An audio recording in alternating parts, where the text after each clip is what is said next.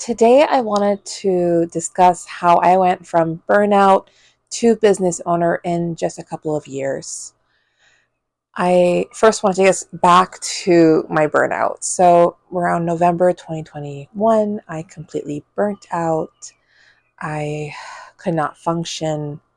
I was crying every night, wasn't able to sleep, and was basically a zombie.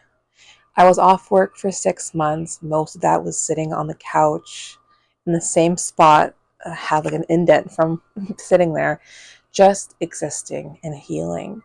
And then near the end of my leave, I started to worry about next steps. I worried that the career I had chosen for myself as a therapist was not the right choice, that I wasn't made for it, that I wasn't really made to work anywhere because I wasn't strong enough. I worried that I would have another burnout.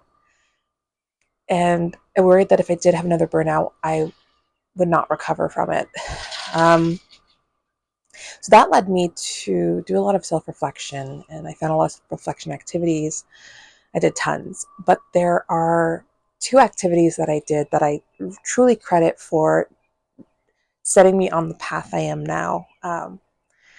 And I'd like to share them with you because I think they might be helpful, even if you're not in the burnout. So the first activity that really resonated with me during that time was to write a letter to myself.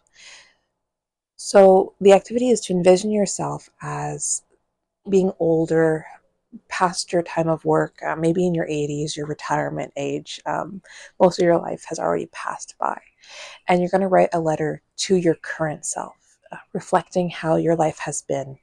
And it's good if you do it as like a free writing exercise where you don't think too much and too hard about what you're writing. You just kind of let it all out. And it should touch on different parts of your life. So it should touch on your family life, your career, and your personal world. And that's how I did it for myself. And for me, it was like a 2-pager on a little notepad like this. It was a 2-pager. And after you write it, it's good to then look at it and find words that really stick out to you. For instance, when I was rereading mine, I could see things like advocate, teaching, family coming first, that kind of stuff. And so you're going to like identify all the keywords and the ones that really stand out to you the most as being the most important. So for me, it was showing love, having energy for my family, prioritizing myself and my family, and being present. Those were like the core things that were important to me. And then what you do after that is you take that and you create a kind of intention for your life and for your career. And you put it down into words. And again, that for me was like a little page like this. And I still have my little book. And I'd like to at least read you maybe my intention at the end of this video. So stay tuned. But then when you do this, it's kind of like a way for you to move forward with this intention in mind. And I didn't even keep this book near me. It was in the basement somewhere. I went looking for it. But I knew what it was. It was stuck in my mind of what was actually important to me. I didn't have to like look at it every day. You might want to, and that's fine. I didn't have to. And I'd love to tell you that I'm going to rest my arm a little bit here. I'd love to tell you that I made this intention, wrote it all down, and went straight on the path of fulfilling it, but I didn't. I healed enough, went back to work.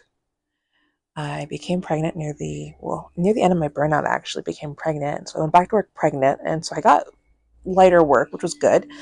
And then I had my baby and I went on maternity leave and I had postpartum depression and anxiety.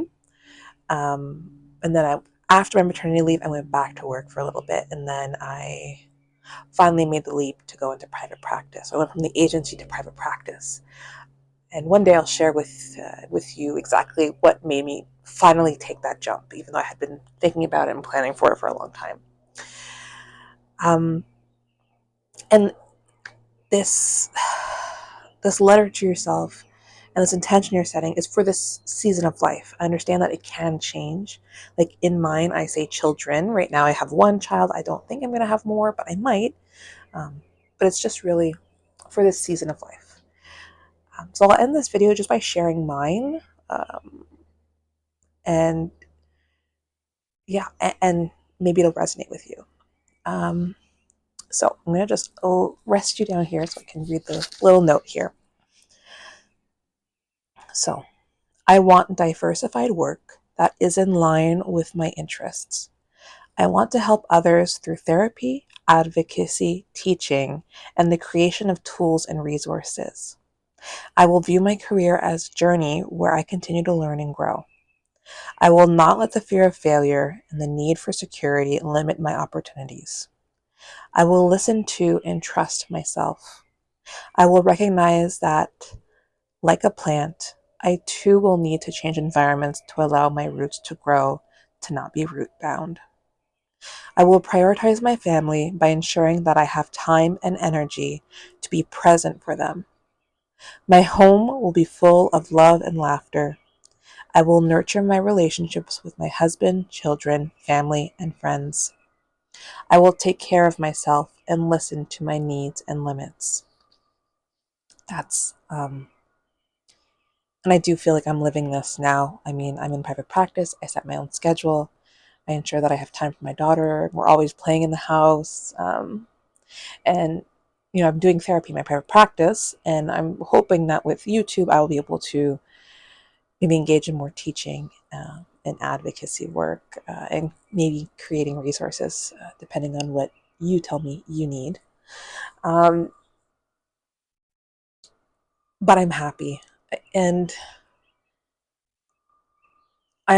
this really, it set me through the path, because even when I went back to the environments that I was in, this was in the back of my mind. This was playing, and I was like, this isn't the right fit. This isn't what I intended for myself. And I still think about this often when I'm making decisions. Anyway, this was just really what set me off, what set me onto this path.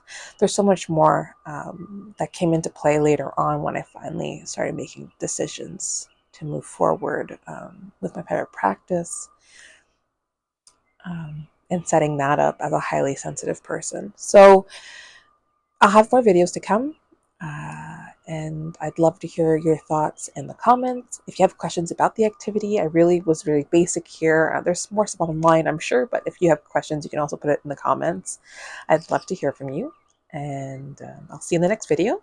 Keep living your authentic life. Bye.